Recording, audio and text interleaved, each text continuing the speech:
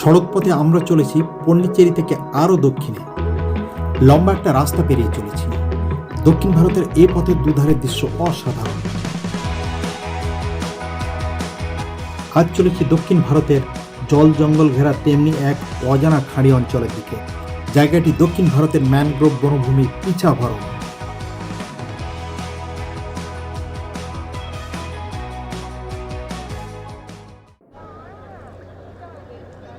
আমরা এই মুহূর্তে এসে পৌঁছেছি পিছাভরম। পিছাভরম ভারতবর্ষের দ্বিতীয় বৃহত্তম ম্যানগ্রোভ অরণ্যভূমি। দক্ষিণ ভারতের ম্যানগ্রোভ বনভূমি আছে এটা আমার ধারণাই ছিল না। বঙ্গোপসাগরে কোল ঘেঁষে এত বড় এক ম্যানগ্রোভ অরণ্য ভারতবর্ষের সুন্দরবনে পরে আর কোথাও নেই। নির্দিষ্ট জেটি থেকে একটা বোট ভাড়া করে নিয়ে আমরা চললাম খাঁড়ির দিকে। পন্ডিচেরি থেকে পিছাভরমের দূরত্ব ৮০ কিলোমিটার।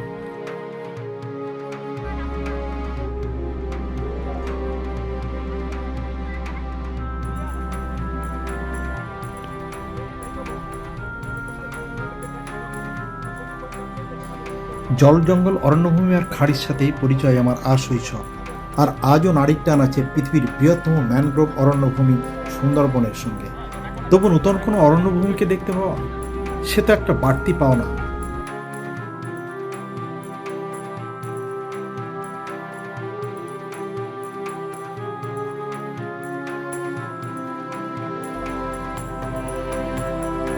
বড় একটা নদী পেরিয়ে প্রবেশ করলাম খাঁড়ি পথে। প্রত্যেকটা গাছ থেকে ঝুলে আছে অজগর সাপের মতো অসংখ্য শ্বাসমূল। এদের মূল কাজ অক্সিজেন সংগ্রহ করা এবং ঠেস দিয়ে এই গাছগুলোকে খাড়া অবস্থায় দাঁড় করিয়ে রাখা।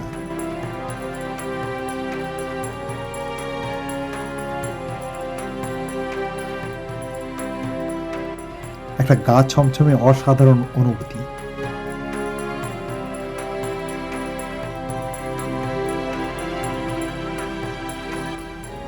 বঙ্গোপসাগর থেকে প্রায় বিচ্ছিন্ন এবং এটিকে ব্যাকওয়াটারও বলা চলে।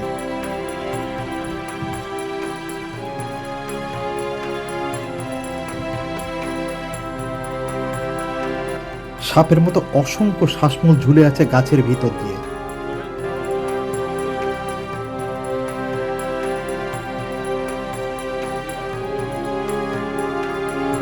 তস্য সংকীর্ণ একটা সরু খাঁড়িতে ঢুকে পড়লাম আমরা।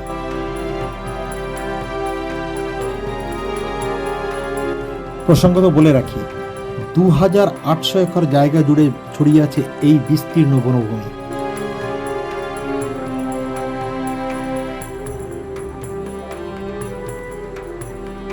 আবার একটা কিছুটা ছোট খাঁড়ি ধরে এগিয়ে চললাম সামনের দিকে।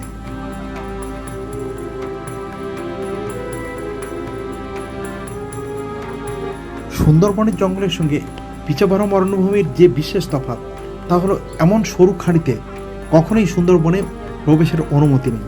কোনো জীবজন্তুও নেই এখানে।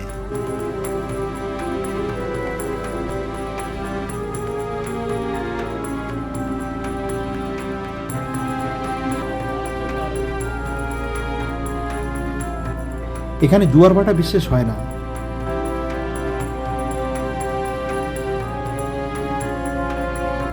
অতীতে এই পিছাভরম ছিল পর্তুগিজদের বন্দর নগরী। আজ পর্যটকদের এক বেড়াবার জায়গা।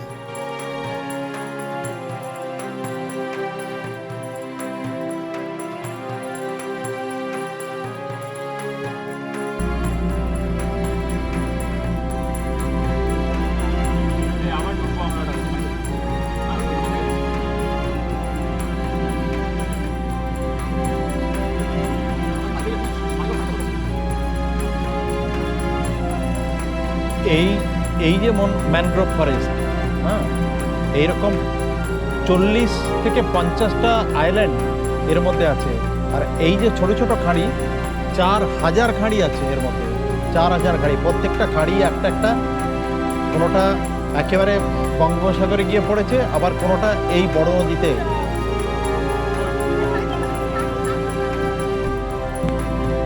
এইগুলো শুধুমাত্র পান গাছ, এগুলো পান গাছ, আর বাকি সবটাই বেশিটাই এই এগুলোকে কাঁকড়া বা গর্জন ওই জাতীয় গাছ। এই সমস্ত সরু খাড়িতে সব জায়গাতে সূর্যের আলো প্রবেশ করে না বললেই হয়। এক একটা খাড়ি এতটাই ঘন জঙ্গলে ঢাকা যে ভিতরে আলো প্রবেশ করে না।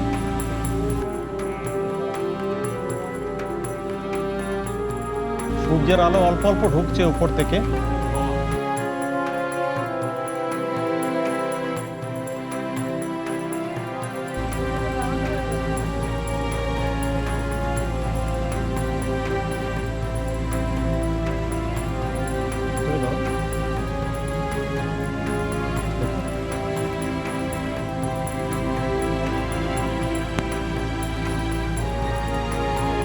বান গরান সহ একাধিক প্রকারের গাছ আছে এখানে।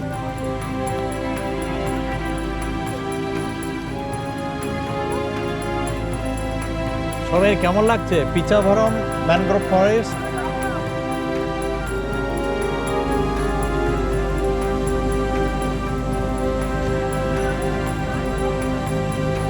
এইসব খাঁড়িতে কাঁকড়া, মাছ এবং শুধু তাই না, বিভিন্ন রকম পাখিও আছে, পাখি ডাকছে।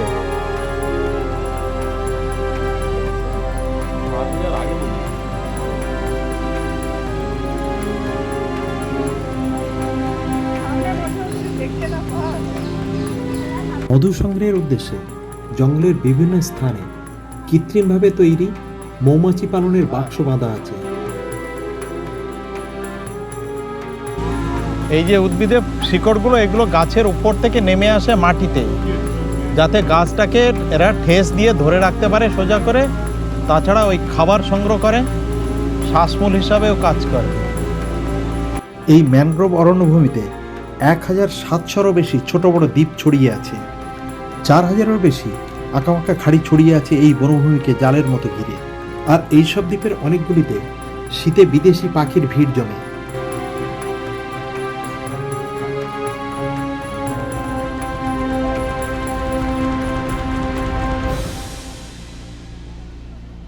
এখান থেকে 6 কিলোমিটার দূরে এই খাঁড়ি চলে গেছে, একেবারে সমুদ্রে গিয়ে মিশে গেছে।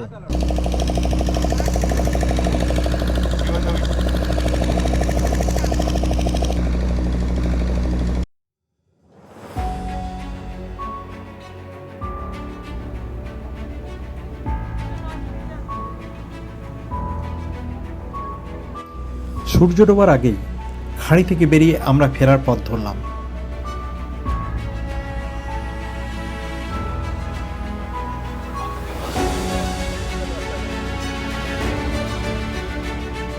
মোটামুটি সংক্ষিপ্ত সময়ে দেখা পিচাভরম এক দারুণ অভিজ্ঞতা।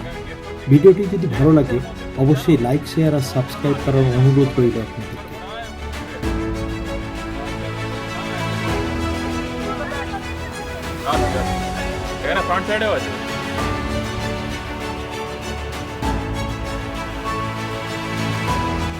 শেষবেলায় স্থানীয় একটি হোটেলে চলে এলাম।